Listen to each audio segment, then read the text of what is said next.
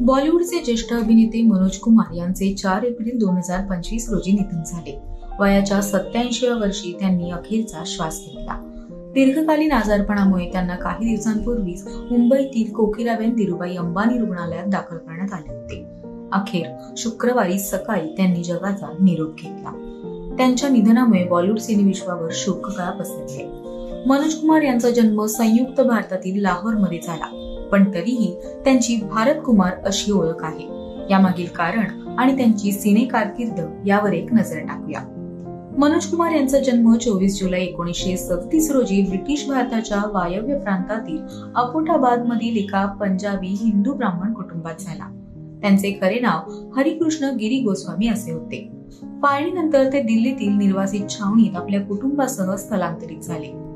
सिने क्षेत्राची आवड असलेले मनोज कुमार 1956 मध्ये मुंबईत आले. त्यांचा पहिला सिनेमा 1957 मध्ये रिलीज झाला, ज्यात त्यांनी 90 वर्षाच्या भिकाऱ्याची भूमिका केली होती. यानंतर 1962 मध्ये विजय भट्टच्या हरियाली और रास्ता या सिनेमामध्ये त्यांनी काम केले. पुढे वो कौन थी, गुमनाम, दो बदन आणि हिमालय की गोद में यांसारखे अनेक हिट सिनेमे त्यांनी दिले. मनोज कुमार यांचा 1965 साली प्रदर्शित झालेला शहीद हा सिनेमा तुफान गाजला, ज्यात त्यांनी भगत सिंगची भूमिका साकारली होती. अभिनेते मनोज कुमार एक उत्तम दिग्दर्शक देखील होते. त्यांनी दिग्दर्शित केलेला पहिला सिनेमा उपकार हा भारतीय सिनेसृष्टीतील महत्वाचा सिनेमा ठरला.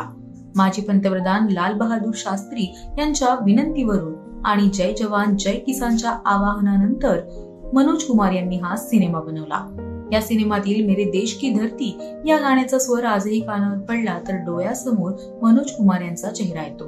1965च्या भारत-पाकिस्तान युद्धाच्या पार्श्वभूमीवर आधारित हा सिनेमा खेड्यातील जीवन, भारतातील शेतकरी आणि सैनिकांच्या योगदानावर आधारित आहे. त्यासाठी मनोज कुमार यांना सर्वोत्कृष्ट चित्रपट, सर्वोत्कृष्ट दिग्दर्शक, सर्वोत्कृष्ट कथा, सर्वोत्कृष्ट संवाद आणि सर्वोत्कृष्ट गाण्यासाठी फिल्मफेअर पुरस्कार मिळाला होता. मनोज कुमार यांचे शहीद, उपकार, पूरब और पश्चिम, रोटी कपडा और मकान आणि क्रांती हे देशभक्तीवर थीम असलेले सिनेमे अभिनय आणि दिग्दर्शनासाठी प्रसिद्ध आहेत. देशभक्ती माझ्या रक्तात आहे असे म्हणत त्यांनी देशभक्तीवर आधारित सिनेमे बनवले आणि म्हणून त्यांना भारत कुमार अशी ओळख मिळाली. भले आज ते हयात नसतील, पण त्यांची कारकीर्द स्मरणात राहील अशीच आहे.